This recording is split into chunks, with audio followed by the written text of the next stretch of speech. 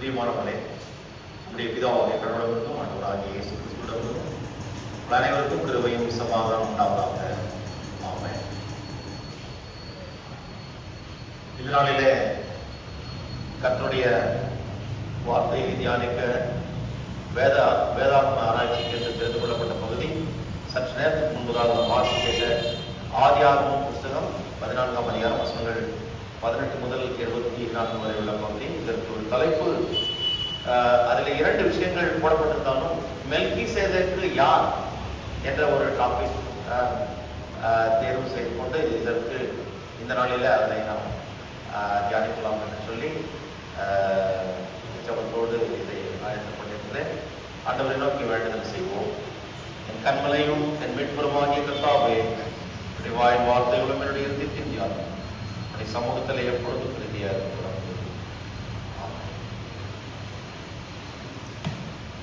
கிறிஸ்துக்குள் பிரியமான பரிசுத்த பவுல் சபையுடைய விசுவாசிகளே,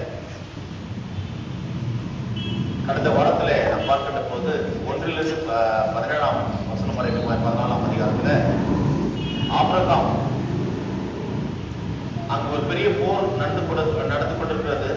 4 ராஜாக்கள் ஒரு அணியாகவும் அவர்கள் ஒரு 5 குறுநில மன்னர்கள், அதாவது ட்ரைபல் லீடர்ஸ்களை எதிர்த்து போரிட்டு இதன் மூலமாக அவர்கள் அந்த 4 பேர் மிக பலசாலிகளாக எல்லாரையும் மேற்கொள்ளுகின்ற காரியத்தையும், அவர்கள் செல்லுகின்ற இடங்களிலெல்லாம் எல்லா அந்த ட்ரைபல் லீடர்ஸ்கள் அவர்கள் ஒரு சிற்றரசுகளை போல வாழ்த்து கொண்டிருக்கிறார்கள். அவர்களெல்லாம் அடித்து அவருடைய பொருட்கள் எல்லாம் கொள்ளையடித்து அந்த இடங்களை எல்லாம் இவர்கள் பக்கம் சேர்த்துக் கொள்ளுகின்ற இந்த காரியத்தை நாம் பார்த்தோம்.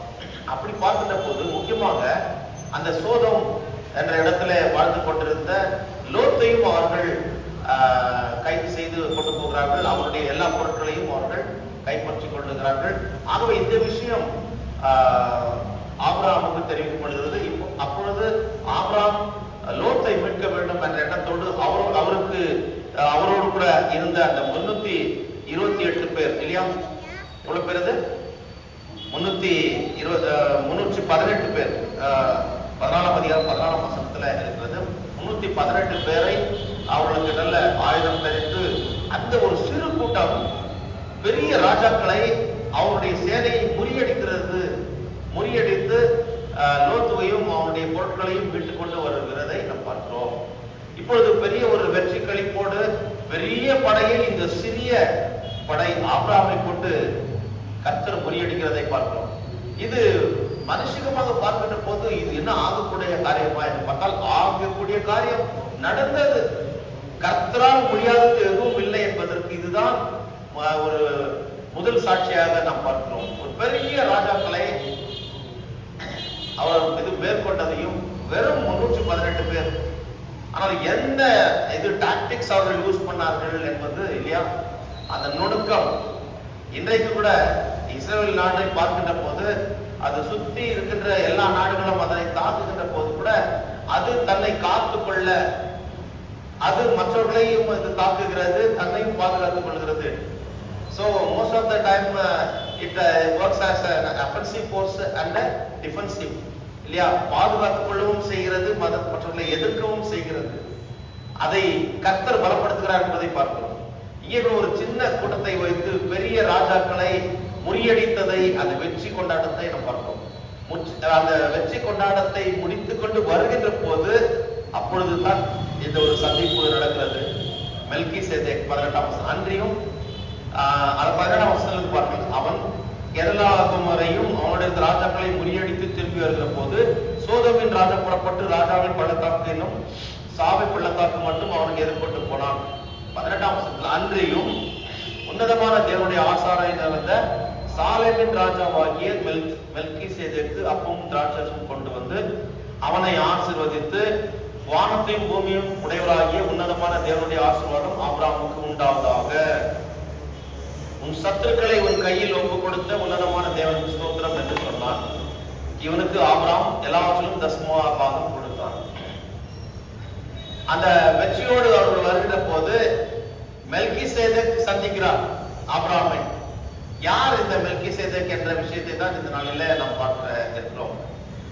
இவர் தேவனுடைய ஆசாரியனாய் இருந்தார் என்று சொல்லி நாம் பார்க்கிறோம். ஒரு ஆசாரியன், ஒரு பிரீஸ்ட் என்று வருகின்ற போது அவர் அபிஷேகம் பண்ணப்பட்டவர் என்பதை நாம் முதலாவதாக புரிந்து கொள்ள வேண்டும். பிரீஸ்ட், எல்லா ஆசாரியரும், நானும் ஆசாரியன் தான், போதகர், மெய்ப்பன், இப்படி பல பெயர்கள் சொல்லப்படுகிறது. இங்கே அதே பெயரிலே இவரும் அழைக்கப்படுகிறார், ஆசாரியன் என்று சொல்லி. சோ ஆசாரியன் என்றும் கர்த்தருக்கு பணி செய்கின்ற, கோயில் பணி செய்து கடவுளுடைய நாமத்தை மகிமைப்படுத்த தெரிந்து கொள்ளப்பட்ட கல்டிக் அபிஷியல்.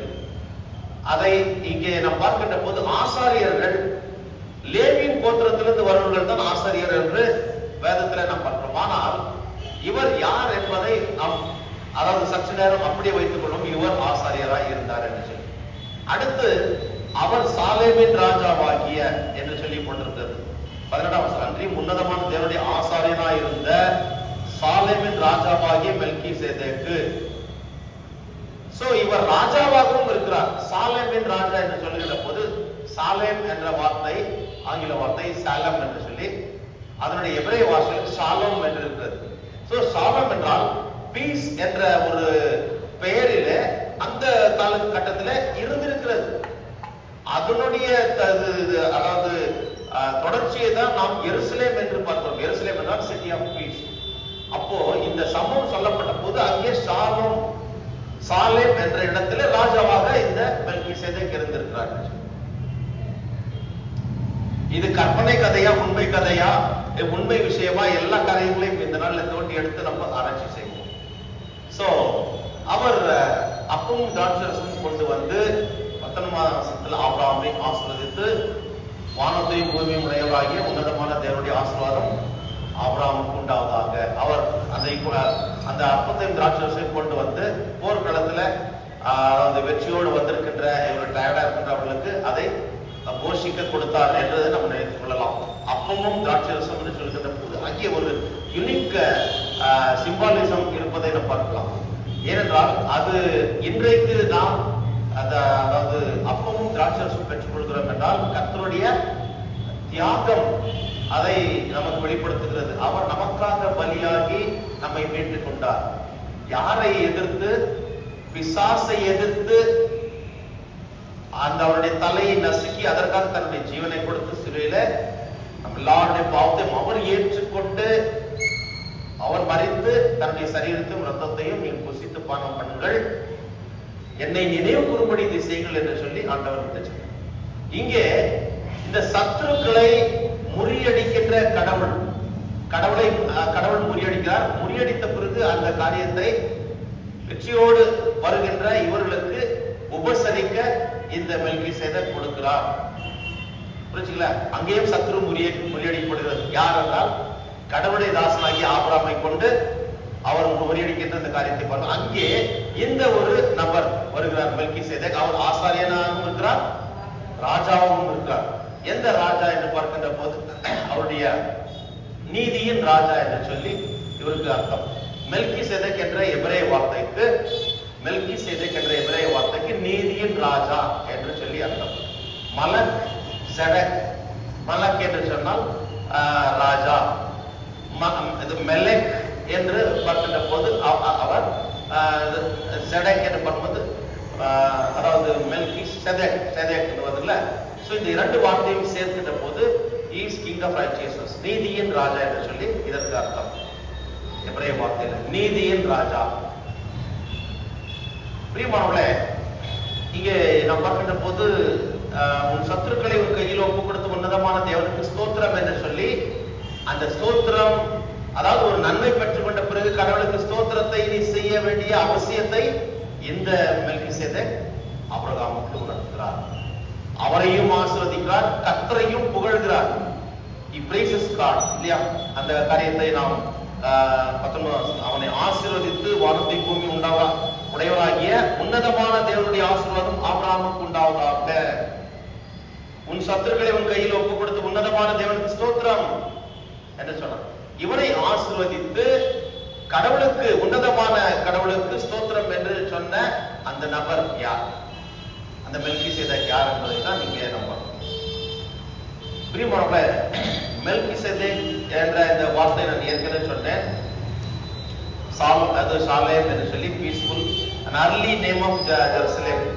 எருசலேமுக்கு அது ஒரு பழைய பேராக அந்த காலத்துல ஒருவேளை அந்த ராஜ்யத்தின் பேரு சமாதானத்தின் ராஜ்யம்.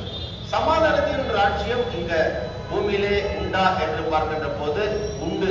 ஏனென்றால் இங்க வார்த்தை அப்படிதான் சொல்லுது, ஈஸ் கிங் ஆஃப் சேலம் என்று சொல்லி போடப்பட்டிருக்கிறது. சாலேமின் ராஜா, அதை சாலேமின் ராஜா என்று சொல்லியே எபிரேயர் நிருபத்துல நாம் பார்க்கிறோம். அதை நம்ம தொடர்ந்து பார்க்கும்போது அதை நாம் புரிந்து கொள்ளலாம்.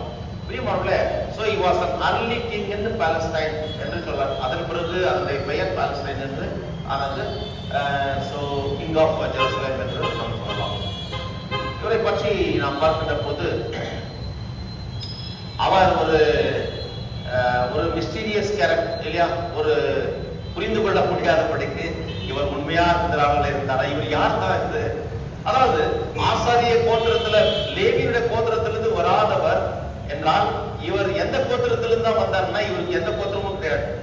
அதெல்லாம் ஞாபகம் வச்சுக்கோ, எந்த கோத்திரத்தையும் சேர்ந்தவர் இல்ல இவருக்கு அப்பாவும் இல்லை அம்மாவும் இல்லை. அப்படிதான் எபிரேயர் நிருபத்துல சொல்லப்பட்டிருக்கிறது 7ஆம் அதிகாரத்துல. அதை நம்ம தொடர்ந்து பார்ப்போம். சோ இந்த மிஸ்டரி, அதாவது இந்த மர்மம், அந்த மர்மம் முடிச்சு கொஞ்சம் லைட்டா அவிழ்க்கத்தக்கதாக தான் இந்த எபிரேயர் நிருபத்தை என்னன்னு முதலே சொல்லிடுறாங்க. இல்லைன்னா அந்த ரூட் கரெக்டா நம்ம போறோம், ஏதோ ஒரு டெஸ்டினேஷன் போறோம்னா அட்லீஸ்ட் கொஞ்சமாவது இப்போ இந்த இடத்த நோக்கி போறோம் என்ற ஒரு நம்பிக்கை நமக்கு வரணும். இல்லைன்னா எங்கேயோ கண்ணை கட்டிக்கொண்டு போறாரு என்ற மாதிரி ஆயிடும். நான் அல்ல, என்னோடு சேர்த்து நமக்கு கற்றுக் கொடுக்கிற பரிசுத்த ஆவியாக கடவுள். சோ இங்க பார்க்கிற போது இங்கே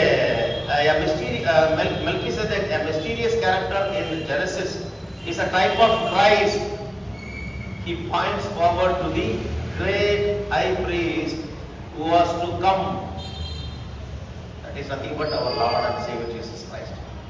அது யார் என்றால் அது ஆண்டவராகிய இயேசு கிறிஸ்து என்று சொல்லி அதற்கான அந்த அதாவது சப்போர்ட்டிங் டாக்குமெண்ட்ஸ், சப்போர்ட்டிங் வேர்சஸ் நமக்கு உண்டு. அதை வைத்து இப்பொழுது நான் ஆரம்பத்திலே அது சொல்லி, சோ ஆதி காலத்துல நாம் வாழ்ந்த எருசலேமின் ராஜாவும் ஆசாரியராக வரப்போகிற கிறிஸ்துவுக்கு ஊழியம் செய்த மாபெரும் சாலேமின் ராஜாவும் நீதியின் ராஜாவும் உன்னதமான கர்த்தரின் ஆசாரியராகவும் வாழ்ந்தவர். So he is a priest of God the most high. God most high, உன்னதமான கர்த்தர் என்று சொல்கிறல்ல, அதற்கு என்ன பேர் எபிரேய வார்த்தை தெரியுமா? எல் எலியோன் என்று சொல்லி அர்த்தம். உன்னதமான கர்த்தர். உன்னதமான கர்த்தரை சாந்துக்கு அவர் கண்மலை. உன்னதமான கர்த்தர்னா அதற்கு என்ன பெயர் என்றால் எல் எலியோன். பல பேர் நம்ம கேள்விப்பட்டிருக்கோம்லப்பா, எல் ஷடாய், எலோகிம். எல் ஷடாய்னா சர்வ வல்லவர், எலோகிம்னா எங்கும் நிறைந்தவர் இல்லையா? சோ இந்த மாதிரி பெயர்கள்ல எபிரேய வார்த்தையில இவர் எல் எலியோன். எல் எலியோன்னா the highest God என்று சொல்லி அர்த்தம். சுப்ரீம் பீயிங், அவர்தான் இந்த உலகத்தை படைத்த கடவுள் என்பதை இங்கே பார்க்கிறோம். அவருக்கு நிகரானவர் யாரும் இல்லை, அவருக்கு நிகரானவர் யாரும் இல்லை. சோ முதலாக நாம் இதன் மூலமாக தெரிந்து கொள்கிற ஒரு காரியம், மெல்கிசேதேக் ஒரு கற்பனை கதை அல்ல, இஸ் ரியல். அதை நம்ம புரிஞ்சுக்கணும். So Melchizedek was a real historical king and priest who served at time அந்த ஒரு ரோல் மாடலாக அவர் வாழ்ந்திருக்கிறார் for the greater king and priest. greater king Krishna priest என்று பார்க்கின்ற போது அவர் ராஜாதி ராஜா கர்த்தாதி கர்த்தா, அவருக்கு இவர் பணிவிடை செய்கிறவராக இங்கே நாம் பார்க்கிறோம். அவர் யார் என்றால் பிற்காலத்திலே வெளிப்பட்ட கிறிஸ்து. இயேசு பிற்காலத்தில் வெளிப்பட்டார், ஆனால் கிறிஸ்து அங்கே இருக்கிறார், ஆரம்பத்திலே இருக்கிறார்.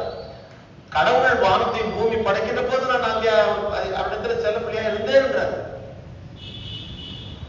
புரிச்சுங்களா? சோ இங்கே இந்த காரியங்களை பார்க்கின்ற போது இந்த குழப்பம் தெளிவாக நீங்கி போகிறது, குழப்பமே இல்லாதபடி. இந்த பகுதியில நம்ம பார்க்கின்ற போது வேத ஆராய்ச்சிக்கான இந்த பத்தியில இந்த பேசேஜ்ல பார்க்கின்ற போது மெல்கிசேதேக் என்பவர் எங்கிருந்து வந்தார் என்று போடப்படல இல்லையா? எங்கிருந்து வந்தார் போட்டுக்குதான் போடல. அவர் கானானுக்கு எப்படி வந்தார் என்று போடப்படவில்லை. சம்பவம் நடந்தது கானான்ல தான் ஆபிரகாம் இருக்கிறார். அவர் எப்படி உன்னதமான கர்த்தருக்கு ஆசாரியராக இருந்து தொழுது கொண்டார் என்பதும் எதுவும் போடப்படவில்லை. ஜஸ்ட் அப்படி வராது. அவருடைய பெயர் ஆசாரியர் என்று இருக்கிறது. அவர் சாலேமின் ராஜா என்று சொல்லப்படுது. ஆபிரகாம் இந்த மெல்கிசேதேக்கை பற்றி எப்படி தெரிந்து கொண்டார் என்றும் போடப்படல இல்லையா? அடுத்து எந்த விஷயமும் போடலாம் இல்லையா? ஒரே ஒரு விஷயம், மெல்கிசேதேக் என்பவர் அங்கு இருந்தார் என்பது மாத்திரம் திட நிச்சயமாக நமக்கு தெரியுது இல்லையா? அங்க இருக்கிறார், அதிலிருந்து இது ரெக்கார்ட் ஆயிருக்கு. அப்போ ஆபிரகாம் அவருக்கு தசம பாகம் கொடுத்தார் என்றால், தசம பாகம் என்ற காரியம் கூட பிற்காலத்துல தான் வந்தது. லேவியின் கோத்திரத்துல அது காணிக்கை போட வேண்டும் என்று சொல்ல அந்த காரியங்கள் எல்லாம் மோசேயுடைய பிறகு நீதி நியாயப்பிரமாணத்துக்கு பிறகு அவர் ஊழியர்களை தாங்கத்தக்கதான அந்த காரியத்தை கடவுள் வந்து கேட்கிறார். அந்த ஆனால் முதலாக இவர் போடுகிறார் என்றால், அதாவது ஆசாரிய பணி என்பது மிக முக்கியமானது என்பதை அறிந்திருக்கிறார். ஆசாரிய பணிக்கு தசம பாகம் என்பது அது ஒரு நிர்ணயம் பண்ணப்பட்ட ஒரு காரியம். தசம பாகம்னா 1/10. அவர் எப்படி கொடுத்தார் என்றால், அவருடைய இன்கம்ல மாத்திரம் கொடுக்கல, அவருடைய சொத்து சுகம் எல்லாத்துலயுமே சேர்த்து 10% கொடுத்தாரு. தன்னுடைய ஆஸ்தி அந்தஸ்து என்னென்ன இருக்குதோ எல்லாத்தையும் சேர்த்து. இன்னைக்கு நம்ம ஒரு தசம பாகம் என்று சொல்லி திருச்சபைக்கு நம்ம கொடுக்குறோம்னா, அது பெண்டிகாஸ்ட் சர்ச், இந்த இண்டிபெண்டன்ட் சர்ச்ல கேட்கிறோம். நம்ம சர்ச்ல அதை இன்சிஸ்ட் பண்றது. பட் 10% என்ற ஒரு நிர்ணயம் என்பது பண்ணப்பட்டிருக்கிறது. பழைய ஏற்பாட்டிலும் இருந்தது, புதிய ஏற்பாட்டுல. அதாவது கட்டாயமின்றி விசுவமின்றி தாராளமாய் கொடுக்கிற இடத்துல கர்த்தர் பிரியமா இருக்கிறார் என்று சொல்லி. அப்போ இவருக்கு இவ்வளவுதான் நிர்ணயம் பண்ண வேண்டியதில்லை, தாராளமா கொடு, உனக்காக தன்னையே கொடுத்ததுக்கு தாராளம், அதை விட அதிகமா கொடுன்றதுதான் அர்த்தம். ஆனால் மக்கள், அதாவது மெயின்லைன் சர்ச்ல இருக்கிறவங்க அதை புரிந்து கொள்வதில்லை. ஏன்னா நம்ம கட்டாயப்படுத்தி காசை கொடு, 10% நீ 1 லட்சம் சம்பாதிச்சா 10% நீ கொடுத்தா 10,000 நீ கொடுக்கணும் அப்படின்னு சொல்லிட்டு நம்ம கம்பல் பண்றது கிடையாது. புரிச்சுல? ஆனாலும் கர்த்தருடைய ஊழியம் இப்படித்தான் எல்லா இடங்களிலும் நடந்து கொண்டிருக்கிறது. அநேகர் அதை செய்து கொண்டிருக்கிறார்கள். இது வேதத்தின் அடிப்படையில உண்டான ஒரு காரியம். பிரியமானவர்களே, so one thing that makes Melchizedek unique was he was both a king and a priest. இல்லையா? நம்ம வேதத்துல பார்க்கின்ற போது ஒரு ராஜாவாக இருந்து ஆசாரியனாய் இருந்த யாராவது ஒரு வரலாறு சொல்ல முடியுமா? ஒரு ராஜாவாகவும் இருந்தார், அவரே ஆசாரியனாகவும் இருந்தார் அப்படின்னு யாராவது சொல்ல முடியுமா? இவ்வளவு வருஷம் நம்ம பல மெசேஜ்களை கேட்டிருப்போம், செய்திகளை. அவர் ராஜாவாக இருந்தார், அவர் கர்த்தருக்கு ஆசாரியனாகவும் இருந்தார். He was both king and a priest என்று சொல்லி யாராவது இருக்காங்களா? யாருமே இல்ல. அப்படி கடவுள் அனுமதிக்கவில்லை. ஒரே ஒரு சம்பவம் நம்ம பார்க்கிறோம். ஒரே ஒரு ராஜா, அதாவது பழைய ஏற்பாட்டில இது ஒரு ஆபத்தான ஒரு காரியம் என்பதை நாம் பார்க்க முடியும். 2 ராஜாக்கள்ல பாருங்க, 2 நாளாகவும் 26ஆம் அதிகாரம் 14ஆம் வசனத்திலிருந்து 23ஆம் வசனத்தை பார்க்கின்ற போது, அங்கே உசியா என்று சொல்லப்பட்ட ஒரு ராஜா, அவர் ஒருவர் மாத்திரமே ராஜாவாக இருந்தார். ஆனால் அந்த ராஜா அங்கே ஆலயத்துக்கு போய் ஆல்டர்ல தூபம் காட்டுகிற அந்த காரியத்தை நான் செய்வேன் என்று சொல்லி அவர் அதாவது வற்புறுத்துகிறார். அப்போ ஆசாரியர் சொல்லுகிறார், இது உன்னுடைய வேலை இல்லை, நீங்க போய் உட்கார. கேட்கல, வாக்குவாதம் பண்றார். வாக்குவாதம் பண்ணும்போது இது கர்த்தருடைய வேலை, இது நீ செய்யக்கூடாது, நீ ராஜா, உன்னுடைய பணியை நீ போய் செய்ய சொல்லி ஆசாரியர் சொல்றார். அவர் அவர்கிட்ட வாக்குவாதம் பண்ணி அது அதிகமா முச்சு போக, அந்த நேரத்துல அவர் உடனடியாக நெற்றியில அவருக்கு குஷ்டரோகம் உருவாகிறது. அதன் பிறகு அங்கேயே அவர் அந்த ஆசாரியன், அந்த பிரீஸ்ட் என்ன பண்றார், நீ ராஜா, நீ உனக்கு குஷ்டரோகம் வந்திருக்கிறது, you have been forbidden to live among the people, among the society, அதாவது சமுதாயத்துல நீ வாழ முடியாது, இன்னையில இருந்து நீ வெளியே போகணும் அப்படின்னு சொல்லிட்டு அவர் அனுப்பிறாரு. சாவர வரைக்கும் 14 வருஷம் அவர் உங்களோட இருந்து அதுக்கப்புறம் செத்து போறாரு அந்த ராஜா. கடைசி வரைக்கும் ராஜாவுக்கு, அதுக்கப்புறம் அவனுடைய மகன் பிராக்சி ஒரு கிங்காக இருக்கிறார். ஆனாலும் பெரிய அளவுல அவர்கள் சாதித்தாக இல்லை. ஆனால் இந்த ராஜா வந்து ஒரு ஆசாரியர் பணியை செய்ய முற்பட்டது, அதுல தோல்வி கண்டது என்று பார்க்கின்ற போது 2 நாளாகவும் 26, 14, 23 பார்க்கணும். சோ ஆனா அவர் வந்து ஆசாரியனா இல்லை. அந்த அந்த அப்பத்தை எடுத்து சாப்பிட்டாருன்றது அவரோட கூட இருந்தவர்களும் பலி செலுத்தி. ஆனா ஆசாரியர் இல்ல. ஒரு ராஜாவை போய் செய்யலாம். இப்போ ஒரு ஆசாரியர்கிட்ட தான் அவர் வந்து இது பண்ண அந்த காரியத்தை. மற்றபடி அவரே போய் ஆசாரிய அந்த காரியத்தை செய்ய முடியாது. அதுதான் அங்க சொல்லப்படுறது. ஆனால் இந்த ஆசாரியர் பிரதான ஆசாரியர் என்று சொல்லி அந்த லேவியின் கோத்திரத்தில் வருவர்கள் தான் அந்த பணியை செய்ய முடியும். இவரை தவிர வேற யாரும் செய்ய முடியாது. யார்? அவர் தான். யார் என்றால் இந்த மெல்கிசேதேக். சோ மெல்கிசேதேக் என்ற இந்த அடையாளத்தோடு இந்த குணாதிசயங்களோடு பிற்காலத்தில் யார் வந்தார் என்றால் ஆண்டவராகிய இயேசு கிறிஸ்து. அதை நாம் தொடர்ந்து பார்க்கலாம். கிறிஸ்துவுக்குள் பிரியமானவர்களே, சோ இங்க 2 நாளாகவும் 26, 14, 23 God forbade the kings of Israel to be priests and the priests to be the kings. So அதை அங்கே அவர் தடுத்து போட்டதை நாம் பார்க்கிறோம். பிரியமானவர்களே, so Melchizedek was an exception என்பதை இங்கே பார்க்கிறோம். இவர் அதுக்கு விலக்கப்பட்டவர். அப்போ இவர் சாதாரண மனுஷன் கிடையாது. இவர் சாதாரண ராஜாவும் கிடையாது. இவர் சாதாரண ஆசாரியர் கிடையாது. ஏன்னா ஆசாரியர் என்பவர் லேவியருடைய கோத்திரத்திலிருந்து வந்திருக்கணும். அப்போ லேவியே கிடையாது, லேவியருடைய கோத்திரமே கிடையாது. சோ இவர் எந்த ஜீனியாலஜிலிருந்து தான் வருகிறார் என்று, எந்த சந்ததியில தான் வருகிறார்ன்றது தான் நம்ம தொடர்ந்து பார்க்கலாம். அது கண்டிப்பா நம்ம டிஸ்கஸ் பண்றது இருக்கோம். This Melchizedek was not related to Abraham. புரிஞ்சுக்கல? அதை நம்ம இன்னொன்னு தெரிஞ்சுக்கலாம். இவருக்கு சொந்தக்காரர் கிடையாது. He is not related to Abraham or other known covenant people of God. வேற யாராவது ஒரு சொந்தக்காரர் போட்டுருந்தா, இதுக்கு முன்னாடி கூட சில நீதிமான்கள் இருந்தார்கள். நோவா இருந்தாரு, எனோக் இருந்தாரு. அவருக்கு ஏதாவது சம்பந்தம் இருக்குதா? எதுவும் போடப்படவில்லை இல்லையா?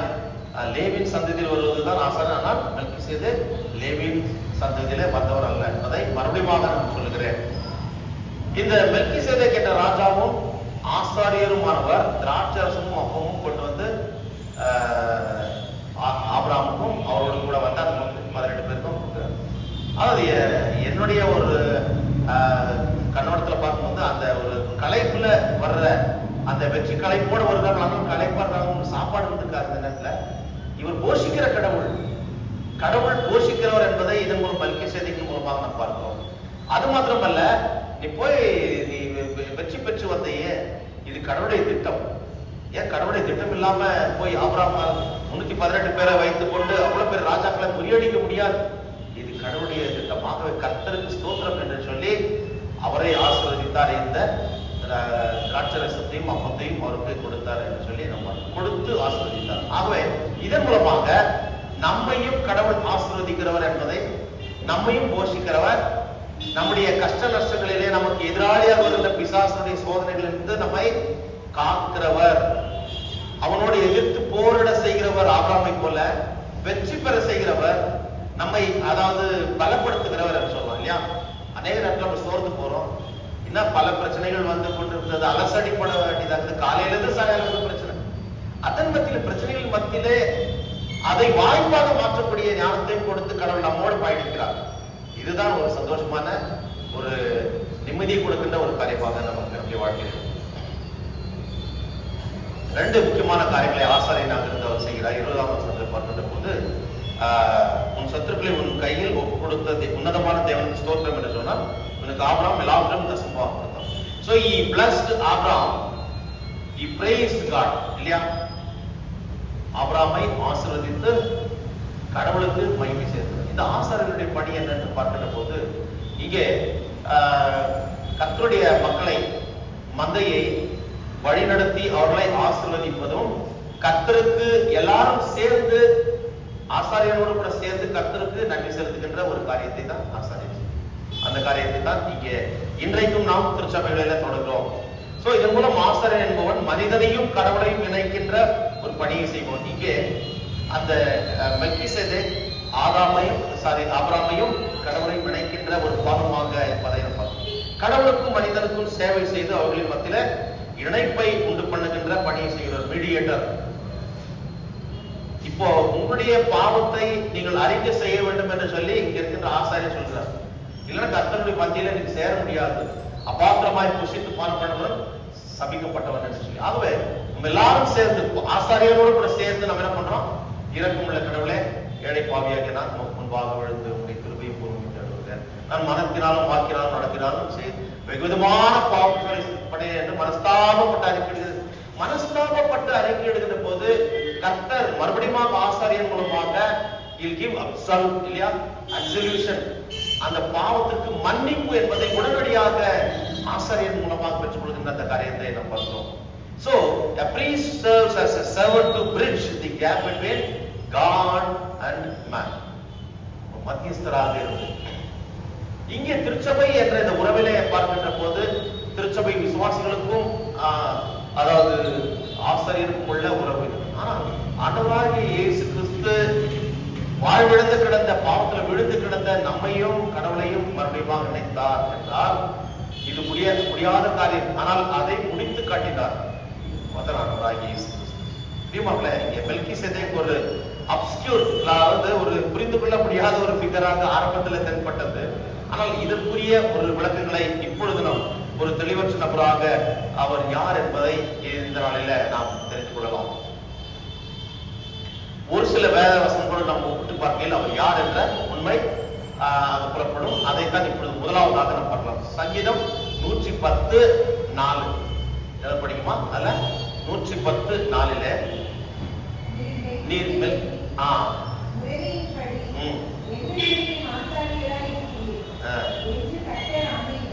போதுமா நீர் மெல்கிசேதேக்கின் முறைமையின்படி என்றென்றைக்கும் ஆசாரியராயிருக்கிறீர் என்று கர்த்தர் ஆணையிட்டார். The priesthood of the Messiah will be a priesthood according to the order of Melchizedek. அந்த ஆர்டர் எங்கிருந்து ஆரம்பிக்கிறது என்று பார்க்கின்ற போது இதுவரைக்கும் நம்ம தெரிஞ்சு கொள்ள முடியவில்லை. லேவின் கோத்திரத்திலிருந்து ஆரம்பிக்கிறது. ஆனா அப்ப லேவின் கோத்திரமே கிடையாது. So this is in contrast to the order of Aaron. இல்லையா? ஆரோனுடைய அந்த லேவி கோத்திரத்திலிருந்து வருகின்ற இந்த ஆசாரியனுக்கும் இந்த ஆசாரியனுக்கும் தொடர்பு இல்லை இல்லைங்களா? சோ இந்த கூற்றுப்படி பார்த்தால் ஆரோனின் வழியாய் வந்த லேவி முறைமையான ஆசாரியராய் இவர் இராமல் கடவுளால் உண்டான நித்திய ஆசாரியத்தின் அடையாளமா இருக்கிறார். ஆகினால்தான் 110 சங்கீதம் 4 வசனத்துல நீர் மெல்கிசேதேக்கின் முறைமைப்படி என்றென்றைக்கும் ஆசாரியராய் எவர்லாஸ்டிங் பிரீஸ்ட். சோ கிறிஸ்துவனுடைய அதாவது பணிகளில் 3 பணி மிக முக்கியமானது. The offices of Christ is described in the three important role. எது என்றால் அவர் ஒரு தீர்க்கதரிசி, அவர் ஒரு ராஜா, அவர் ஒரு ஆசாரியர். He was so he is prophet, priest and king. இன்னைக்கு கூட நம்ம பாடணும். இந்த ஃபர்ஸ்ட் சாங்ல என்ன பண்ணோம்? என் மீட்பர் உயிர் உள்ளவர் ஆயுதேனார். 6வது ஸ்டான்ஸ்ல பாருங்க, என் மீட்பர் ராஜாவானவர், என் தீர்க்கதரிசியுமானார், என் பிரதான ஆசாரியர், என்றும் புகழப்படத்தக்கவர். யாரு அங்க போட்டுக்கு பாருங்க, office of the Christ. The office of the Christ போடப்பட்டிருக்கிறது. கிறிஸ்துவின் அலுவல் என்ன என்று பார்க்கிறப்ப இந்த 3 தான். சோ அதுல இங்கே முக்கியமாக 2 விஷயங்களை நாம் பார்க்கிறோம். 2 விஷயங்கள். ஒன்று, அவர் சாலேமின் ராஜாவாக இல்லையா, கிங் ஆஃப் சேலம் என்று சொல்லி பார்த்தோம். அவர் ராஜாதி ராஜா, கர்த்தாதி கர்த்தா என்பதை இயேசு கிறிஸ்துவின் மூலமாக ராஜாவும் அபிஷேகம் பண்ணப்பட்டவர், தீர்க்கதரிசியும் அபிஷேகம் பண்ணப்பட்டவர், ஆசாரியனும் அபிஷேகம் பண்ணப்பட்டவர். ஆனால் இவர் எல்லா ராஜாக்களுக்கும் ஒரு எல்லை, ஒரு முடிவு, ஒரு நாள் உண்டு. அவருடைய ராஜாங்கத்திற்கும் ஒரு முடிவு உண்டு. எந்த ஒரு தீர்க்கதரிசியும் ஒரு காலகட்டத்திலே அவர் தீர்க்கதரிசியாக பணி செய்தவர். அதன் பிறகு அவருடைய காலகட்டம் முடிந்த பிறகு அவர் மரித்து தன்னுடைய ஜனத்தாரோடு அடக்கம் பண்ணப்பட்டார்கள். அதே போல ஆசாரியனும் தன்னுடைய பணியை ஒரு காலகட்டத்தில் செய்து அவரும் மரித்து அடக்கம் பண்ணப்பட்டவர் என்பதை பார்த்தோம். ஆனால் இவர் அப்படிப்பட்டவர், என்றென்றைக்கும் நித்தியராக இருக்கின்ற ஆசாரியர். அதே போல இவருடைய நித்திய ராஜா என்று சொல்லி நாம் சொல்லுகிறோம். இவருடைய ராஜாங்கத்திற்கு முடிவில்லை என்று சொல்லி நாம் பார்க்கிறோம். சோ பிரியமானவர்களே, இதன் மூலமாக நாம் பார்க்கிற ஒரு காரியம் என்றால், ஆரோன் மூலமாய் வந்த ஆசாரியன், ஆரோன் மூலமாக வந்த அந்த லேவி கோத்திரத்துல வந்த ஒரு ஆசாரியனும் அபிஷேகம் பண்ணப்பட்டவர் என்பதை எபிரேயர் 7:23 பாருங்க. எபிரேயர் 7:23 எடுத்துக்கோமா, படிங்க. எபிரேயர் 7:23.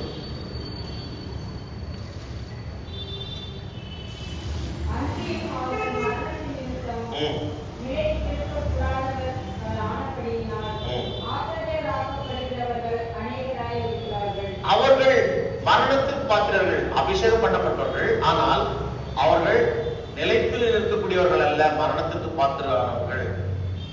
சோ இந்த ஆசாரியன் தனக்கா, அதே போல லேவியின் அதாவது ஆரோன் மூலமாக இருக்கிற அந்த லேவியின் கோத்திரத்தின் மூலமாக வந்த ஆசாரியன், அவன் தன்னுடைய பாவங்களுக்காகவும் அறிக்கை செய்ய வேண்டும்,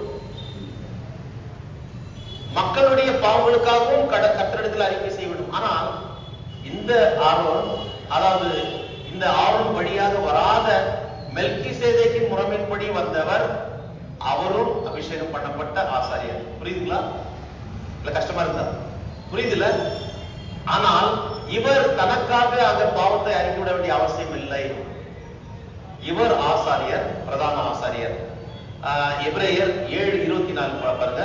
அடுத்தது, இவரோ என்றென்றைக்கும் நிலைத்திருக்கிறபடினாலே மாறி போகாத ஆசாரியத்துவம் உள்ளவராக இருக்கிறார். இன்றைக்கு நான் ஆசாரியனா இருக்கிறேன், நாளைக்கு நான் மரித்து போனால் இன்னொருவர் நிரப்புவார். நான் மண், அழிந்து போகக்கூடியவன், மரித்து போகக்கூடியவன். ஆனால் இந்த ஆசாரியரோ என்றென்றைக்கும் நிலைத்திருக்கிறபடினாலே மாறி போகாத ஆசாரியத்துவம் உடையவராக இருக்கிறார். இல்லையா? சோ அவருடைய ஆசாரியத்துவம் என்பதற்கு முடிவே கிடையாது, முடிவே கிடையாது. ஆகவேதான் 1 பேதுரு 5ஆம் அதிகாரத்துல நாம் பார்க்கின்ற போது, 1 பேதுரு 5ஆம் அதிகாரம் எடுத்துக்கொள்ளுங்கள். 5ஆம் அதிகாரம் 4ஆம் வசனத்துல அவரை பற்றி சொல்லுகின்ற போது, அவர் பிரதான மேய்ப்பர் என்று சொல்லி போடப்பட்டது.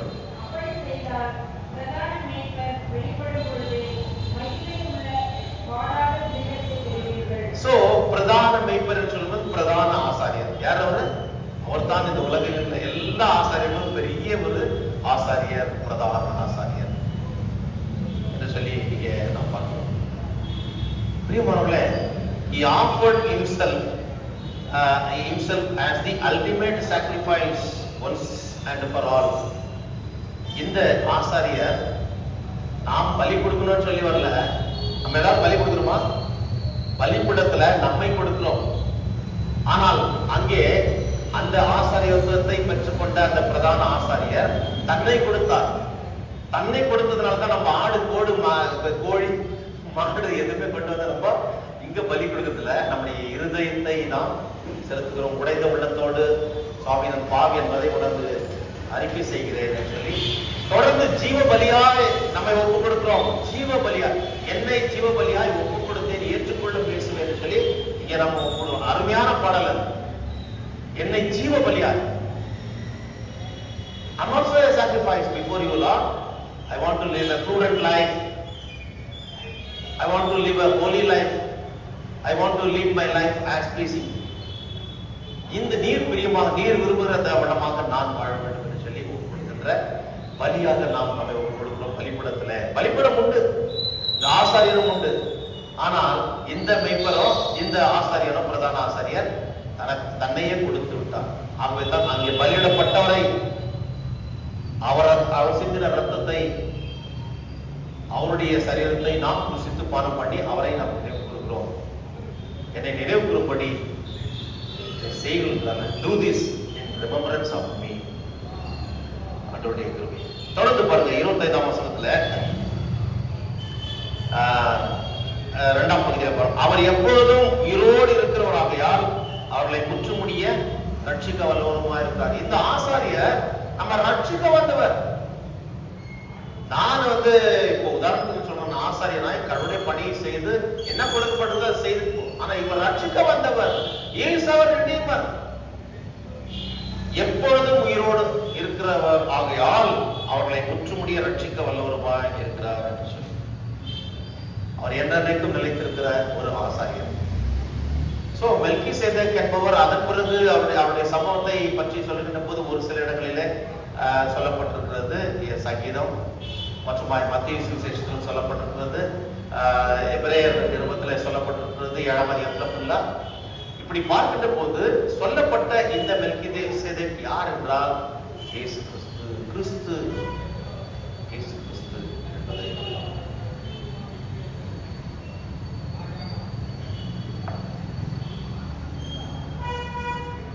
இந்த மூன்று அதாவது இந்த பொறுப்பில கிறிஸ்துவனுடைய பணிகளிலே ஆசாரிய பணி, தீர்க்க தரிசன பணி, ராஜாவின் பணி, மூன்றுமே ஏற்கனவே சொன்னேன், அது அபிஷேகம் பண்ணப்பட்டது. ஆனால் இவர் அபிஷேகம் என்பது நிரந்தரமானது. ஒரு ராஜா, பெரிய ராஜா, தாவீது ராஜா கூட அவருடைய ராஜாங்கம் அசைக்க முடியாத, அவரும் மரித்து அடக்கணப்பட்டார். எல்லாரும் மரித்து அடக்கணப்பட்டார்கள் அவர் தந்தன் வரிசையிலே. மரித்தோர் எவரும் உயிர்த்தெழுவார் சொல்ல அவரவர் தந்தம் வரிசை. ஆனால் இவர் மரித்து உயிர்த்தெழுந்தார். அவர் தான் கிறிஸ்து, மெல்கிசேதேக். இரண்டாவதாக பார்க்கின்ற போது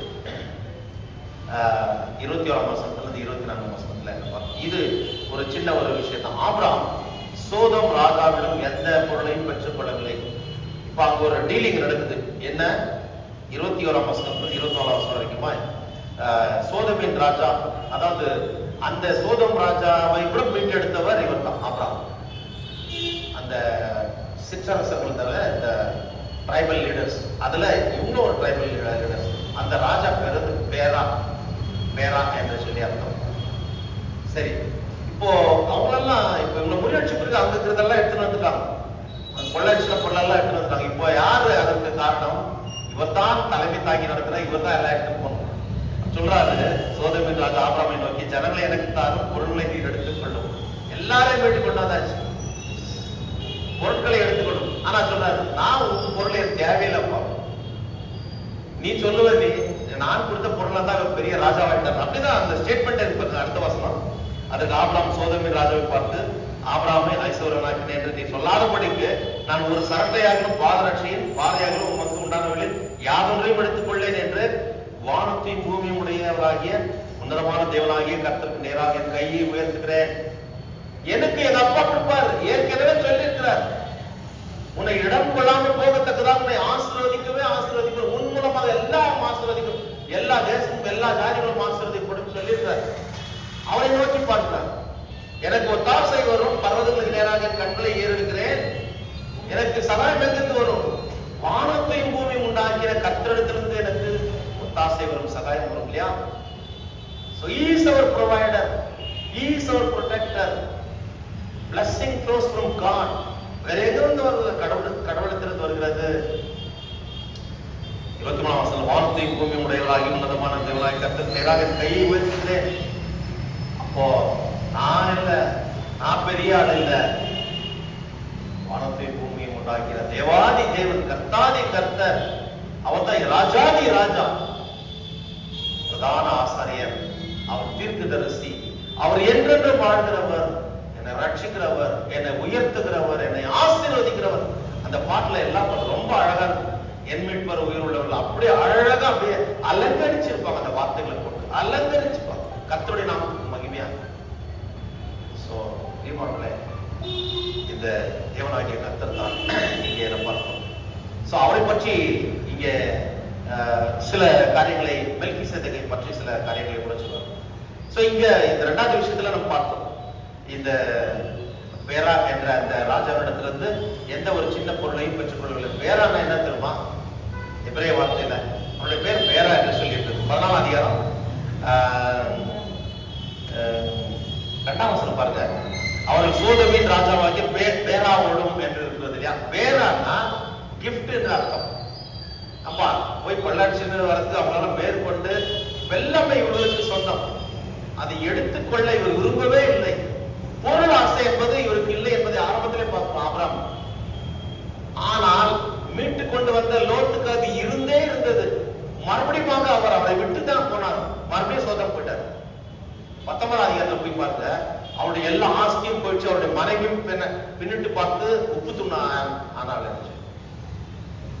இந்த காரியம் அல்ல, எனக்கு பொக்கிஷம் என்பது என்னுடைய ஆண்டவர் என்று சொல்லி கர்த்தரை நோக்கி பார்த்தார்.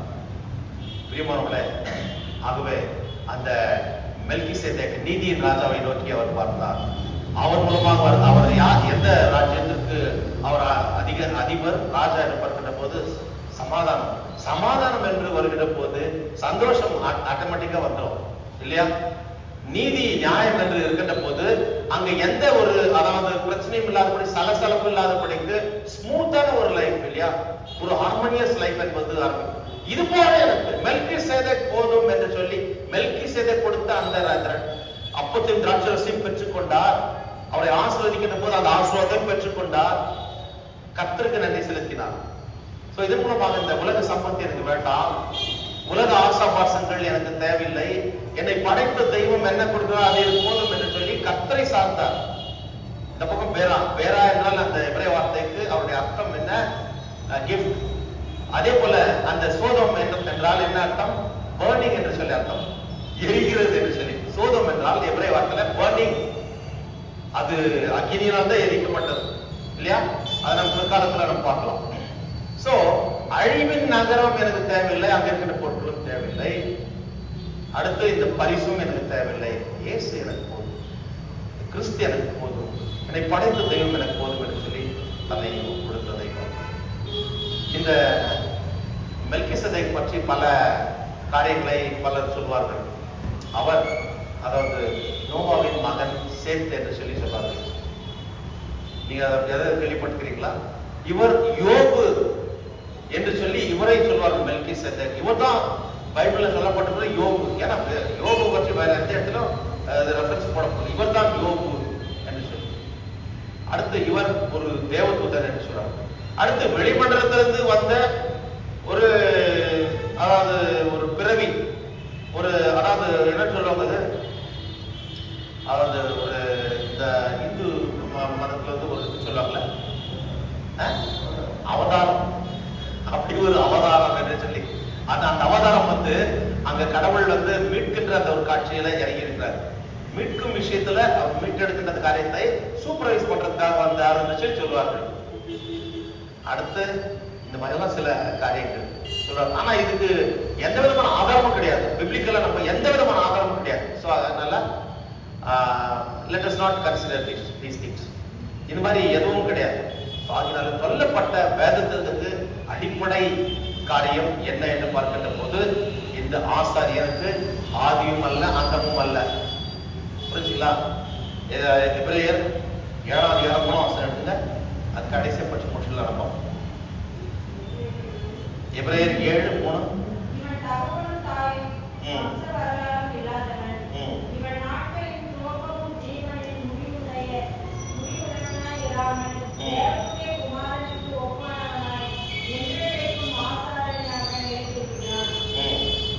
ஓகே, 7:3. Okay, correct. இவன் தகப்பனும் தாயும் வம்ச வரலாறும் இல்லாதவன். சோ நான் என்ன சொன்னேன், அப்போ மெல்கிசேதேக்கு அப்பாவும் இல்லை அம்மாவும் இல்லை, அவருக்கு எந்த விதமான ஜீனியாலஜியும் இந்த ஒரு சந்ததியிலிருந்து வந்தவர் என்ற ஒரு. இவன் நாட்களின் துவக்கமும் ஜீவனின் முடிவும் உடையவராயிராமல் தேவனுடைய குமாரன் கொப்பாரவனா என்றைக்கும் ஆசாரியனா நினைத்திருக்கிறார். சோ அங்க அந்த ஒரு கேரக்டர் இருக்கு. அந்த கேரக்டர் தான் பிற்காலத்திலே வெளிப்பட்ட இயேசு கிறிஸ்து. இயேசுவுக்கு பிறப்பு உண்டு. நம்முடைய டீச்சிங்ல நல்ல ஞாபகம் வச்சுக்கோம், இவர் படைக்கப்பட்டவர்ல பிறந்தவரே. ஆனால் இயேசு என்றுதான் பெயர் சூட்டினார்கள். அவருக்கு கிறிஸ்து என்ற அந்த அடைமொழியும் கொடுக்கப்பட்டது என்றால் அவர் ஏற்கனவே இருந்தவர், அவர் மரித்தவர், உயிர்த்தெழுந்தவர். ஆனால் அவருக்கு மரணமே இல்லை என்று சொல்லி உபாகமத்தில் இருந்தது. இந்த கிறிஸ்துவுக்கு மரணமே கிடையாது. புரிஞ்சுங்களா? ஆகையினால படைக்கப்பட்டவர் என்று சொல்லி கிறிஸ்துவை பார்க்கிறோம், இயேசுவை பார்த்து பிறந்தவரே. நம்முடைய விசுவாச அறிக்கையில வந்து இதுல வந்து குழம்ப கூடாது. சோ ஆகிய இயேசு கிறிஸ்துவுக்கு ஆதியும் அல்ல அந்தமும் அல்ல. ஆனால் இவர் என்ன சொல்லுகிறார்? இயேசு கிறிஸ்து நானே ஆதியும் அந்தமுமா இருக்கிறேன் என்று சொல்கிறார். இயேசு கிறிஸ்து. அப்போ இவருக்கு ஒரு முடிவும் துவக்கமும் இல்லை முடிவும் இல்லை. அவர்தான் கடவுள், அவர்தான் கிறிஸ்து. அதாவது படைத்த கடவுளுக்கு நிகராக சொல்லப்படுகிற கிறிஸ்து. புரிஞ்சுங்களா? இதை விட வேற எந்த விளக்கமும் சொல்ல முடியாது. புரிஞ்சுதுல? இப்போ the supreme being அவர் படைக்கின்ற போது நான் அவர் பக்கத்துல செல்ல பிள்ளையா இருந்தேன் என்று சொல்லி கடவுள் சொல்றார். வானத்தை வடிவமைக்கின்ற போது அதுக்கு ஃபவுண்டேஷன் போடுகின்ற போது நான் இருந்தேன். புரிஞ்சுங்களா? சோ இதெல்லாம் பார்க்கின்ற போது மெல்கிசேதேக் கிறிஸ்துவின் அதாவது பிற்காலத்தில் வரக்கூடிய கிறிஸ்து அடையாளமாக கையெழுத்துவதை பார்க்கிறோம். அவருக்கு தசமபாகம் கொடுத்தார். அவர் ஆசீர்வாதத்தை ஏற்றுக்கொண்டார். இந்த தசமபாகன்றது ஒரு பெரிய ஒரு டாபிக். அதை இன்னொரு நாள் நம்ம தியானிக்கலாம். ஒரே ஒரு விஷயம் மாத்திரம் பார்க்கிறேன். இந்த ரட்சகருக்கு ஆபிரகாம் எல்லாவற்றிலும் தசமபாகம் கொடுத்தான். This referred to 1/10 of all his assets, not his income. Not his income alone. A remarkable and a generous scripture. அதனால கர்த்தருக்கு காணிக்கை செலுத்தும் போது நம்ம தாராள மனசோட, அதனால தான் அந்த வசனம் போடுவாங்க, கட்டாயம் இன்றி சிறப்பின்றி கொடுக்கிறவங்களுக்கு கர்த்தர், அவன் கொடுக்கிற இடத்துல கர்த்தர் பிரியமா இருக்காங்க. அந்த ஒரு வசனத்தை புரிஞ்சுக்கிறோம். நம்ம மெயின்லைன் சர்ச்சுல போடுற ஒரு காரியம் இருக்கும். ஆனால் இண்டிபெண்டன்ட் சர்ச்சஸ்ல பார்க்கும்போது அதை அவர்கள் கட்டாயப்படுத்தி வாங்குகிறார்கள். நம்ம அது தப்புன்னு சொல்ல முடியாது. திருச்சபை நிர்வாகம் ஊழியம் நடக்க வேண்டும். இதற்கு ஒரு ஆரம்பம் என்று பார்க்கின்ற போது இதுதான் இந்த இடத்துல நம்ம பார்க்கிறோம்.